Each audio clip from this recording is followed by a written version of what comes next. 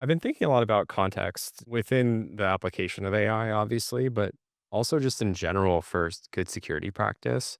Like, do you see patterns here where security teams have like some consistency in where they document things like, business partners, for example? So, we work with various partners to deliver our service, and that would require us to do things that actually might look malicious if something doesn't have that context. Like, Yeah.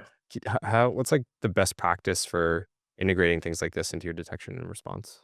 It's hard. I mean, especially with like third party businesses and especially with interactions with different like lines of business and those types of things where you might not even be fully aware of everything that's going on within the actual company environment in terms of other interactions with third parties.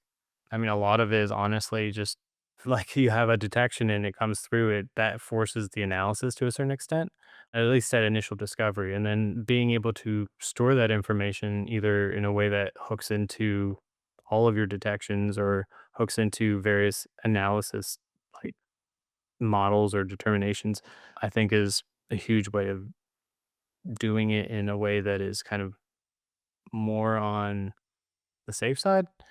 And what I mean by that is, so when I've been working with a lot of like the agentic SOC models, a lot of the times when you update like their rules or you give them feedback, a lot of times you'll say like, if it comes from this ASN or if it has like certain types of behaviors, it seems to really apply a blanket rule, and that just concerns me a little bit just because when you have that type of thing going across not just the detection itself, but also the analysis of those detections.